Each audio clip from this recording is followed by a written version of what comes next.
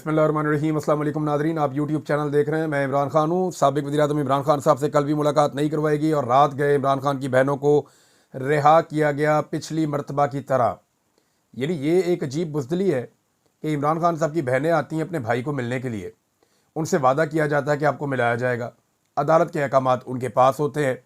Chief justice Islamabad high court ने अपने larger bench के साथ बैठकर ये अहकामात दिए हैं, लेकिन वहाँ एक छोटा मोटा पुलिस वाला, एक छोटा मोटा जेल का एक सुपरिटेंडेंट, वो अदालत के अहकामात को अपने बूटों तले रोंद देता है।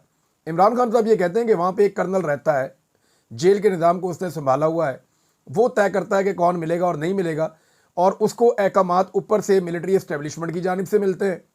तो ये है वो सारा पंगा जो पड़ा हुआ है। अब इमरान खान साहब से उनके लोगों को नहीं मिलवाया जा रहा, उसका रीज़न ये है कि प्रेशर को मैक्सिमाइज़ किया जाए।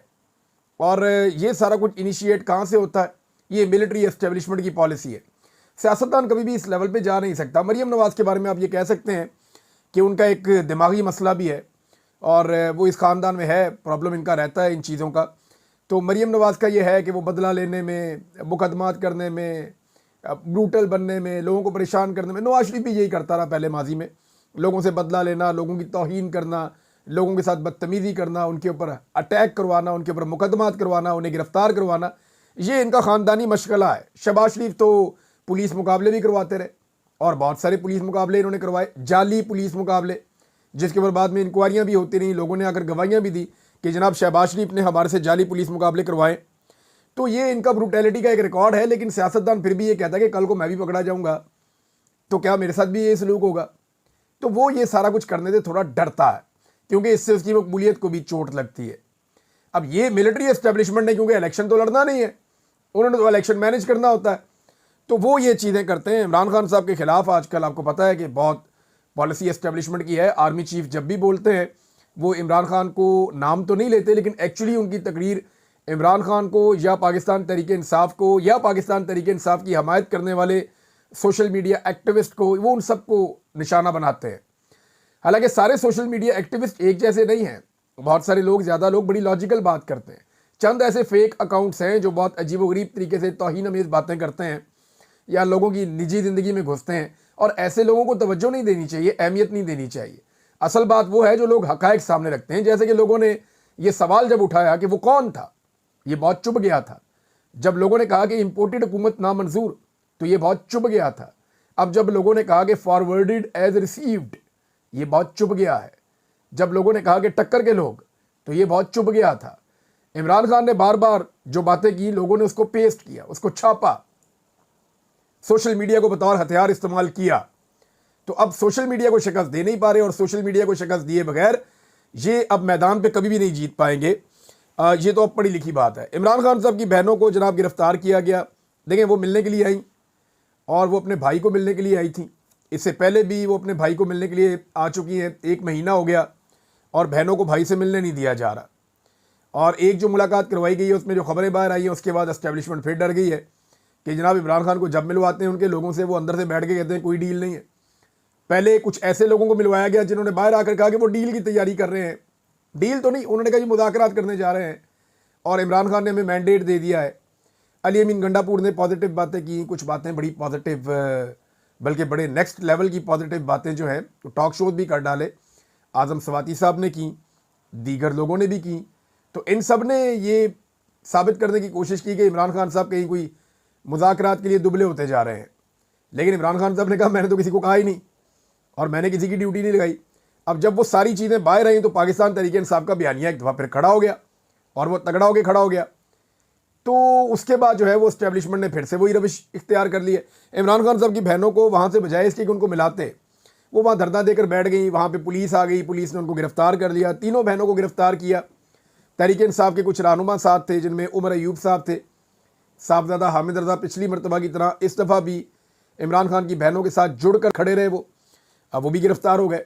कुछ 7 के करीब लोगों को इन्होंने गिरफ्तार किया और प्रिजन वैन के अंदर इनको फिराते रहे और फिर रात को ले जाके इनको उसी तरह इन्होंने एक वीराने के अंदर चक्री के पास छोड़ दिया।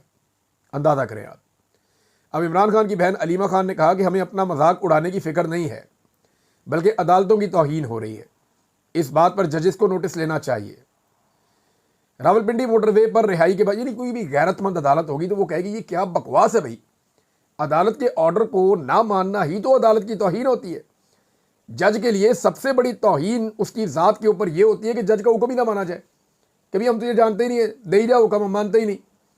जैसा कि सुप्रीम कोर्ट ऑफ पाकिस्तान के फुल कोर्ट ने अब जो सारे जजेस ने बैठ के फैसला दिया कि मखसूस नशिस्तें पाकिस्तान तहरीक इंसाफ को दे दी जाए, आज तक वो फैसला माना ही नहीं गया।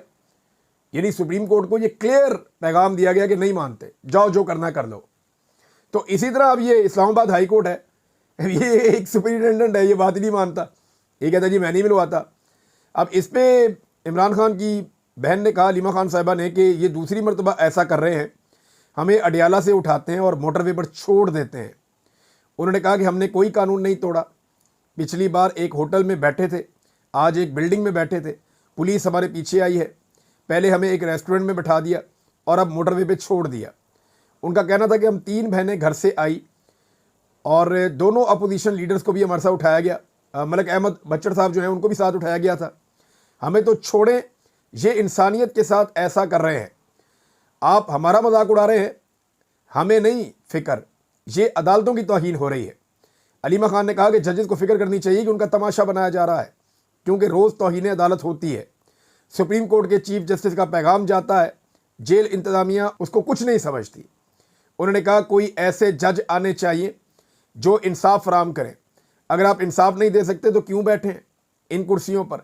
हम कल आपकी अदालत में आएंगे और सवाल करेंगे कि आप पाकिस्तानियों को इंसाफ क्यों नहीं दे सकते। आज ये जाएंगे अदालत में और जाके अदालत से पूछेंगे कि जनाब आपने ये क्या बदतमीज़ी करवाई है हमारे साथ, आप हुक्म दे के भेजते हैं, वो जेल का एक सुपरिटेंडेंट जो है वो आपका हुक्म ही नहीं मानता, बाहर पुलिस वाले हमें रोक लेते हैं, बात ही नहीं सुनते।